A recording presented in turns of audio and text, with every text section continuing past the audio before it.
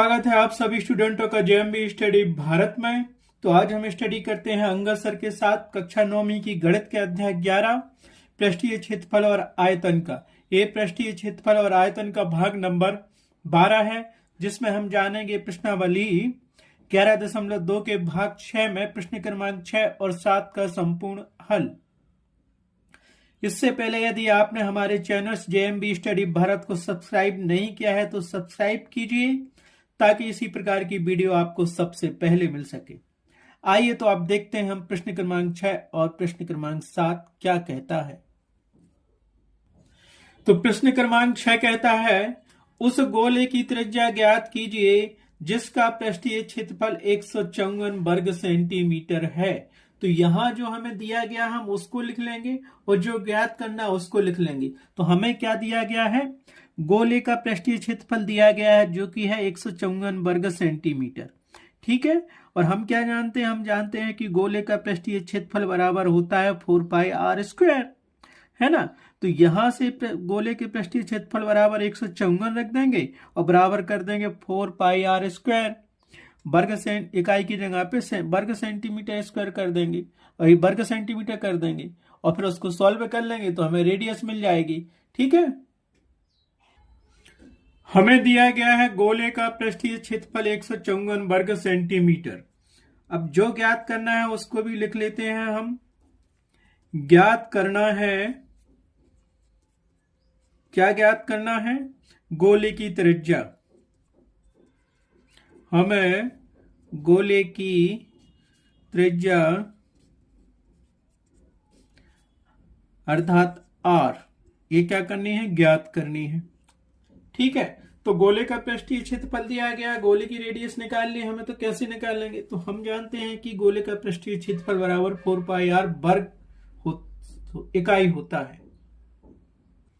तो हम क्या जानते हैं, हम जानते हैं, क्योंकि हम जानते हैं गोले का पृष्ठीय क्षेत्रफल बराबर 4 पाई स्क्वायर वर्ग इकाई होता है। तो इसको हमने मान लिया समीकरण 1। अब समीकरण 1 में क्या रखें, समीकरण 1 में हमें यह दिया गया है गोले का पृष्ठीय क्षेत्रफल, तो रख दो। इसीलिए समीकरण 1 में लिख सकते हो, रख भी सकते हो कि समीकरण 1 में क्या किया, समीकरण 1 में हम क्या करेंगे, यहां हमें लिखना था समीकरण 1 में रखने पर, काहे में रखने पर, समीकरण 1 में क्या रखने पर, गोले का पृष्ठीय क्षेत्रफल रख दो इसमें, तो क्या मिलेगा, सो दैट एम्प्लाइज इसकी जगह पे हम रख देंगे 154, तो 154 वर्ग सेंटीमीटर स्क्वायर, वर्ग सेंटीमीटर स्क्वायर, और ये वर्ग इकाई दिया है तो सेंटीमीटर के रूप में दिया है, तो इसको भी लिख दो 4 पाई आर स्क्वायर वर्ग सेंटीमीटर स्क्वायर। ठीक है, तो यहां से देखो सेंटीमीटर सेंटीमीटर तो अभी अलग कर दो, कट गया। यहां से हमें क्या मिलेगा, सिंपल मिल जाएगा 154 बराबर 4 पाई आर स्क्वायर मिल गया। तो इसको सॉल्व कर लो, कैसे करोगे सॉल्व, पाई की वैल्यू भी रख सकते हो 22/7। तो इसको ऐसे कर लो कि आर स्क्वायर बराबर क्या मिलेगा हमें, आर स्क्वायर बराबर मिल जाएगा हमें यहां से, ये मिल गया हमारे पास 154 मतलब 154 बटे नीचे आ जाएगा 4 पाई आ गया। 4 पाई को इसको भी हल कर सकते हो, नहीं तो 4 से कट रहा है तो काट दो, 4 3 12 और बचेगा 3 तो 34 हो जाएगा, है ना। तो अभी 4 से तो पूरा कट नहीं रहा, वो 17 दूनी 34, तो इसको ऐसा लिख लो 154 बटे 4 गुणित पाई की वैल्यू कितनी रख दो यहाँ पे 22/7। रीजन दे देना पड़ेगा आपको, क्योंकि हम जानते हैं पाई बराबर होता है 22/7। तो हमने पाई की वैल्यू यहाँ रख दी, तो क्या करेंगे, यहाँ 4 का मल्टीपल 22 में हो जाएगा और 7 ऊपर चला जाएगा, क्योंकि ये हर में दिया गया, हर के नीचे हर दिया गया है, तो उसको हम ऊपर ले जाते हैं, हर अंश बन जाता है फिर। तो यहां से क्या मिलेगा हमें, आर स्क्वायर बराबर 154 गुणित 7 बटे 4 गुणित 22 मिल गया, 154 गुणित 7 बटे 4 गुणित 22। अब इसको काटना है तो काट दो, कट रहा है तो बिल्कुल कट जाएगा। ठीक है, ठीक है, मिल गया। तो जो कट रहा है तो काट दो। पहले तो क्या करते हैं, अगर हम इसको 11 से काटेंगे तो कट जाएगा, 2 से भी कट जाएगा। तो 11 से काटते हैं तो क्या मिलेगा, पहले काटो 11 दूनी 22, 11 एकम 11, 11 चौके 44। तो ये मिल गया हमारे पास 11 दूनी 22, 11 एकम 11 और 11 चौके 44। तो यहां से हमें क्या मिल गया ऊपर 14 गुणित 7, यहां से मिल गया 4 गुणित 2। ये भी कट रहा था, यही काट देना था, है ना। फिर से काट दो 2 से, तो 2 एकम 2, 2 सत्ते 14 मिल गया। तो ये हमें पूरा मिल गया, कितना मिला 7 गुणित 7 बटे 4 मिल गया। तो ये दैट इम्प्लाइज रेडियस बराबर हमें क्या मिल गया, जैसा आप काटना चाहो काट दो उसको। तो आर स्क्वायर बराबर मिल गया ऊपर हमें 7 गुणित 7 और यहां मिल गया 4। तो इसको हम क्या लिख सकते हैं 7 का वर्ग अपॉन 2 का वर्ग लिख सकते कि नहीं लिख सकते। और अच्छा करना है तो हमें रेडियस बराबर क्या मिलेगा, अंडर रूट कर लो इसको, यहीं से अंडर आर इक्वल टू मिल जाएगा अंडर रूट, ज्यादा हो तो 7 गुणित 7 और अपॉन 4 था, तो इसको क्या लिख दो अंडर रूट 7 गुणित 7 लिखा रहने दो और इसके गुणनखंड निकालिए तो 2 गुणित 2 हो जाएगा। तो इसको हम क्या लिख सकते हैं अंडर रूट के अंदर 7 अपॉन 2 का होल स्क्वायर। क्यों 7 भी 2 आ रहा है 2 भी 2 आ रहा है, तो इसका होल स्क्वायर हो गया, तो ये रूट स्क्वायर कट जाएगा। तो हमें यहां से क्या मिल जाएगा इसका, ये पूरा आ गया 7 अपॉन 2 सेंटीमीटर रेडियस। या तो ऐसा ही आंसर में लिखा रहने दो या फिर इसको आगे भी सॉल्व कर लो। आगे सॉल्व करोगे तो हम क्या लिख सकते हैं उसको, तो यहां से हमें मिलेगा दैट इम्प्लाइज रेडियस बराबर कितना मिल जाएगा 7 अपॉन 2। इसमें भाग दो 2 का तो कितना मिलेगा 3 दूनी 2 3 6 बचा 100 पॉइंट रखा और 2 पंचे 10 और ये सेंटीमीटर था यूनिट, तो सेंटीमीटर लिख दी।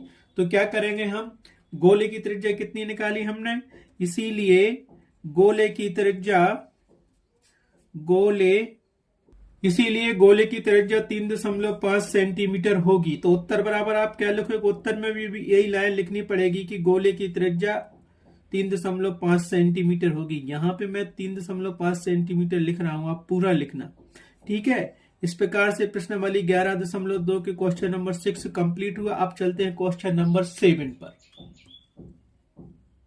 तो प्रश्नावली 11.2 का क्वेश्चन नंबर 7 कहता है कि चंद्रमा का व्यास पृथ्वी के व्यास का लगभग 1/4 है। इन दोनों के पृष्ठीय क्षेत्रफलों का अनुपात ज्ञात कीजिए। एक क्वेश्चन बहुत ही ज्यादा इंपॉर्टेंट है, ये आयतन क्षेत्रफल का अनुपात दिया गया है, आगे पूछेगा वो आगे की प्रश्नावली में इनके आयतनों का, चंद्रमा का आयतन पृथ्वी के आयतन का कितने गुना है, ये भी पूछेगा। दोनों सवाल बहुत इंपॉर्टेंट है, कई बार एग्जाम में पूछे गए हैं। इन दोनों सवालों को करना बहुत ही ज्यादा जरूरी है, मेथड एक सी है, ठीक है। तो यहां समझ लेते हैं, हम वो कह रहा है चंद्रमा का व्यास पृथ्वी के व्यास का 1/4 मतलब 1/4 है, इसका व्यास चंद्रमा का। तो व्यास को इंग्लिश में हम डायमीटर कहते हैं, तो वही लेके चलते हैं। और हमें यहां निकालना पड़ेगा चंद्रमा का पृष्ठीय क्षेत्रफल और पृथ्वी का पृष्ठीय क्षेत्रफल। दोनों अंडाकार होते हैं, लेकिन हम यहां मानेंगे कि दोनों क्या है, गोलाकार है। तो हम लिखेंगे चंद्रमा का पृष्ठीय क्षेत्रफल या गोले का पृष्ठीय क्षेत्रफल, ऐसे ही लिखेंगे हम पृथ्वी का पृष्ठीय क्षेत्रफल या गोले का पृष्ठीय क्षेत्रफल। दोनों का निकाल लेंगे और फिर दोनों का अनुपात निकाल लेंगे, चंद्रमा का पृष्ठीय क्षेत्रफल बटे पृथ्वी का पृष्ठीय क्षेत्रफल, तो वो उनका रेशियो हो जाएगा। तो सबसे पहले जो हमें दिया गया है वो लिख लेते हैं, जो ज्ञात करना वो लिख लेते हैं, फिर मानेंगे कि क्या मानना है। हमें दिया गया है चंद्रमा का व्यास पृथ्वी के व्यास का लगभग 1/4 है, ठीक है। हमें ज्ञात करना है चंद्रमा तथा पृथ्वी के क्षेत्रफलों का अनुपात। तो सबसे पहले तो हमें इनका व्यास देखना पड़ेगा, वो मानना पड़ेगा कि हमने पृथ्वी की त्रिज्या क्या मानी है और चंद्रमा की त्रिज्या कितनी मानी है। तो सबसे पहले जो दिया गया था वो लिख लिया, जो ज्ञात करना था वो लिख लिया। अब हम चलते हैं चंद्रमा के व्यास और पृथ्वी के व्यास। व्यास को इंग्लिश में डायमीटर कहते हैं, तो डायमीटर से क्या करेंगे, डिनोटेड करेंगे। तो यहां लेके चलते हैं हम, माना कि यह पृथ्वी बड़ी बताई है, चंद्रमा छोटा बताया है, ठीक है। तो हम पहले पृथ्वी का मानते हैं, माना कि पृथ्वी का व्यास कैपिटल डी व त्रिज्या कैपिटल आर है, ठीक है, एवं, ठीक है।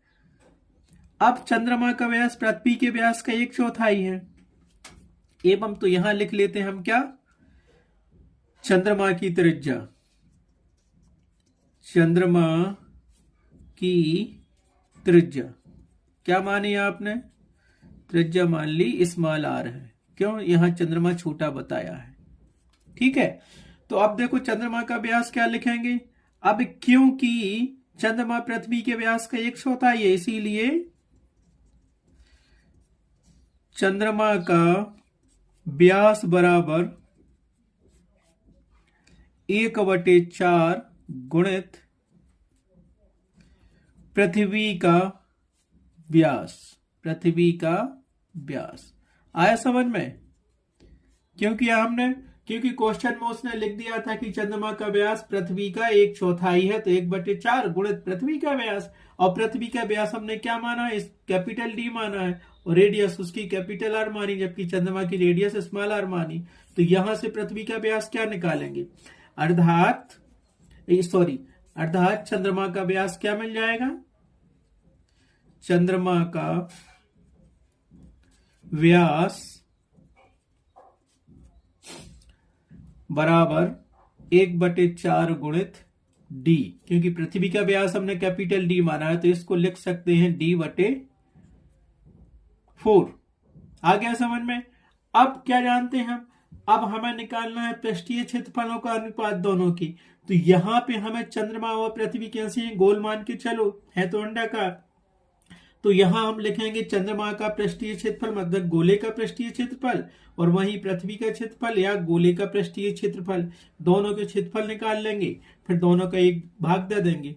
ठीक है, मिल गया हमें चंद्रमा का व्यास मिल गया, पृथ्वी का व्यास कैपिटल डी है, हमें रेडियस निकाल ली। माना कि हम त्रिज्या को कैपिटल आर से डिफाइन करते हैं पृथ्वी की, और चंद्रमा की त्रिज्या को स्मॉल आर से डिफाइन करते हैं, दर्शाते हैं।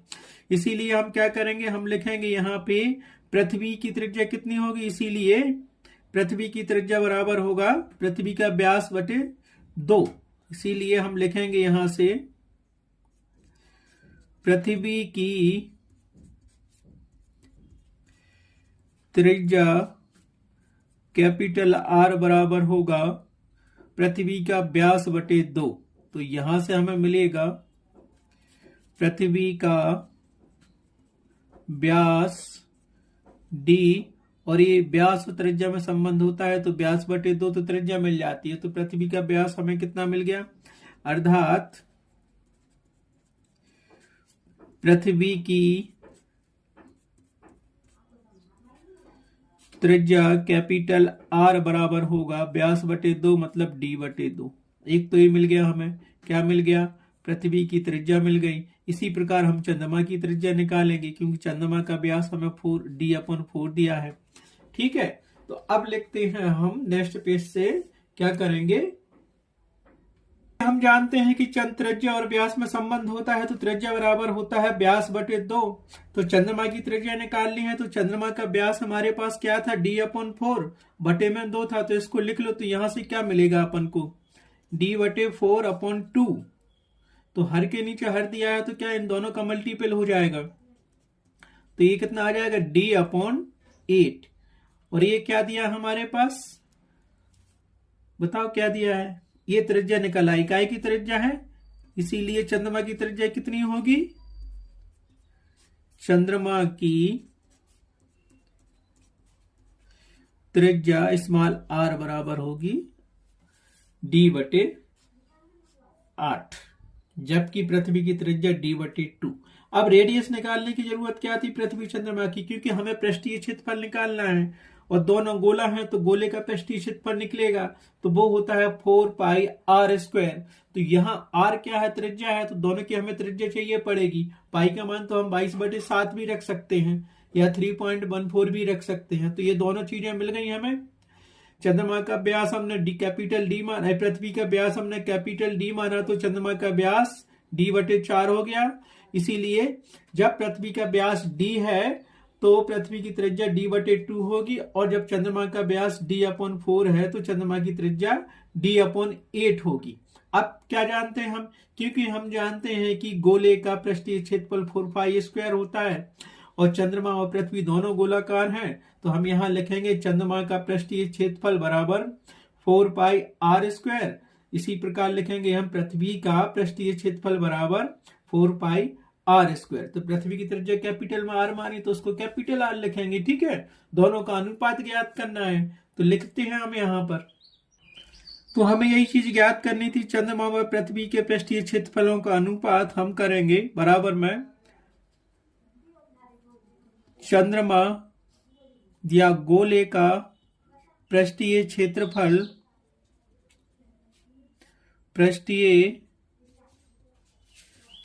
वटे क्या होता है, पृथ्वी का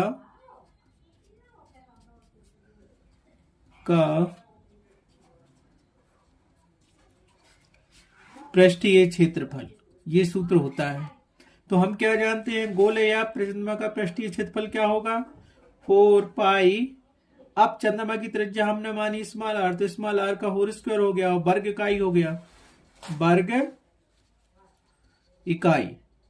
इसी प्रकार बटे में क्या कर लिया हमने, पृथ्वी की त्रिज्या, पृथ्वी का पृष्ठीय क्षेत्रफल क्या होता है 4 पाई, त्रिज्या कैपिटल आर मानी थी तो कैपिटल आर का होल स्क्वायर हो गया और इसको लिख दो वर्ग इकाई, ठीक है।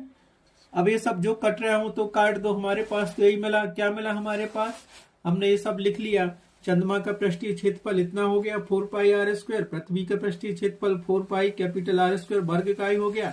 तो वर्ग इकाई यहां से कट गया, ये वाला कट गया, ये कट गया, यहां से ये क्या हो गया 4 पाई कट गया, 4 pi small R square upon capital R square बचा है। तो ये क्या है, ऊपर की चंद्रमा की त्रिज्या है और नीचे की हमारे पास मिल गई, किसकी त्रिज्या मिल गई, नीचे की पृथ्वी की त्रिज्या। इन्हीं दोनों का रेशियो हमें फाइंड करना था, तो हमने क्या किया, तो यहां से मिल गया हमें R square upon capital R square. तो यहां आर और कैपिटल आर का मान रखेंगे तो क्या मिल जाएगा, स्मॉल आर बराबर क्या था, आर चंद्रमा की त्रिज्या थी और ये हमें क्या निकाली थी d/8। ये चंद्रमा की त्रिज्या है और पृथ्वी की त्रिज्या हमारे पास क्या थी d/2, है ना। लेकिन ये स्क्वायर दिया है तो इसका होल स्क्वायर कर दिया और इसका होल स्क्वायर कर दिया। आया समझ में। तो इस चीज को हम कैसे लिख सकते हैं, इसको हम लिख सकते हैं पहले तो डी स्क्वायर हो गया, 8 का वर्ग किया तो कितना 64 मिल गया, गुणित किया यहां से डी स्क्वायर हो गया बटे 4 हो गया 2 का, तो उल्टा हो जाएगा तो ये मिल जाएगा 4/d स्क्वायर हो गया। तो ये डी स्क्वायर कट गया और 4 एकम 4 और 16 चौके 64 होता है तो ये 16 आ गया, है ना। 4 छम 24, तो हमें ये क्या मिल गया पूरा, देखो यहां से हमें फिर मिल गया, ऊपर से तो मिला है 8 और यहां मिल गया 16, मिला कि नहीं मिला। अनुपात ज्ञात करना था तो हम इसको क्या लिख सकते हैं, अतः चंद्रमा और पृथ्वी के पृष्ठीय क्षेत्रफलों का अनुपात क्या होगा, अतः चंद्रमा और पृथ्वी के पृष्ठीय क्षेत्रफलों का अनुपात 1/16 अर्थात ये मिल जाएगा हमें 1/16। तो आंसर में क्या लिखोगे, आंसर में यही लाइन लिखोगे जो हमें लिखी। अतः चंद्रमा और पृथ्वी के पृष्ठीय क्षेत्रफलों का अनुपात 1/16 होगा। ये आपका क्या हो गया, ये उत्तर हो गया।